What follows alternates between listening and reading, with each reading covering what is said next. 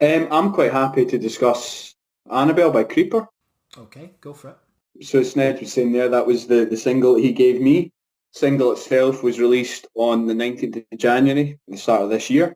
It was accompanied by another song called Born Cold. Born Cold was also previously released as a single in and of itself on the 3rd of November 2019, so just kind of towards the end of the year. And they're both singles from their up-and-coming second album, Sex, Death and Infinite Void, which is due to be released on the 29th of May 2020. It's available for pre-order on their label's website, roadrunnerrecords.co.uk, along with lots of other merch, and it kind of comes as part of bundles, which kind of a lot of bands are doing nowadays. So you can get like patches, and I think you can get like a songbook, which will be full of the kind of lyrics from the album, and various different kind of hoodies and t-shirts and stuff like that. So yeah, I mean, I quite enjoyed the single. For some reason, and I've said to you before, I couldn't get it out of my head, but it reminded me of Suede's Beautiful People. Okay. Yeah, I think it's just the kind of the opening, the kind of introduction.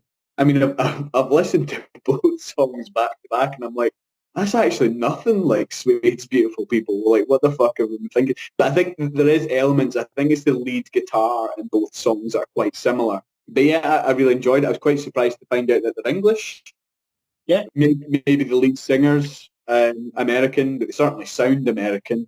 There was times where I kind of felt as if the lead vocalist sounded a wee bit like Billie Joe Armstrong from Green Day. I thought their voices were quite similar, and I thought, well, maybe they're just from the same place. You know, I mean, they're from California somewhere, so they've just got the same accent. But no, they're originally from Southampton. The band themselves formed in 2014.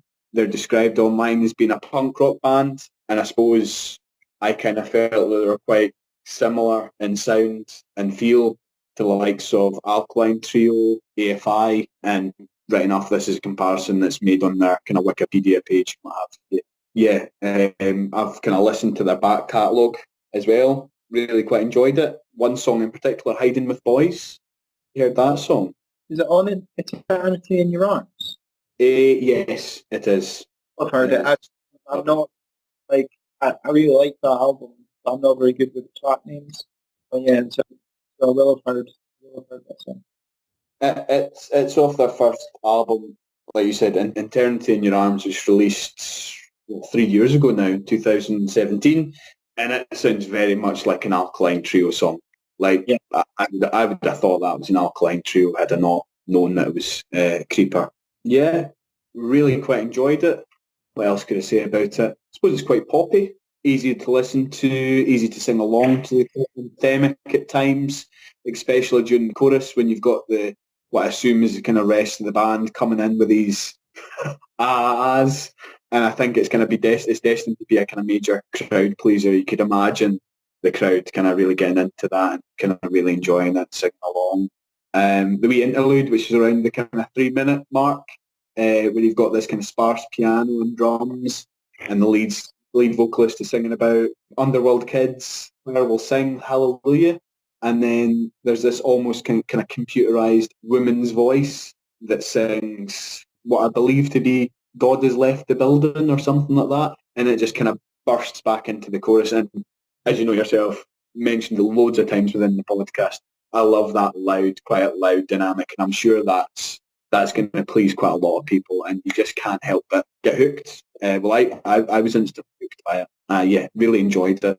I've given it kind of 8 out of 10. Yeah, I think it's a really good single, and like you say, their previous stuff is quite like the likes of Alkaline Trio and what have you, and that's what got me into the band in the first place. This song is quite a bit poppier, but it's all about that chorus, which is just massive. It's a huge moment every time it comes around. That sort of breakdown part you talked about, where it goes a bit quieter before bursting back into the chorus, is just a great part of the song.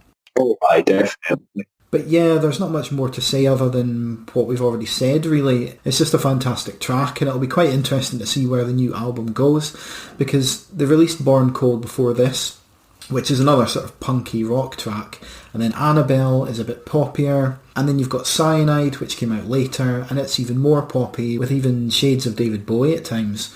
So yeah, it'll be interesting to see where they go with the rest of the album. I really enjoyed Born Cold. I really enjoyed that. Maybe slightly more than Annabelle, actually. And in particular, I really liked the lead singer's vocalist. I think the lead singer is called like William Gold or something like that. However, they were kind of reminiscent of, the lead singer from Bright Eyes. Not really. You had heard his stuff. It sounded quite similar to that, and I really enjoyed it. So yeah, I would totally agree. It'd be interesting to see what the new album's like, and I think we should look into it, maybe review it in the next podcast. Yeah, definitely, definitely. If I'm going to give a rating, it'll be an 8 or 9, definitely. Oh, absolutely.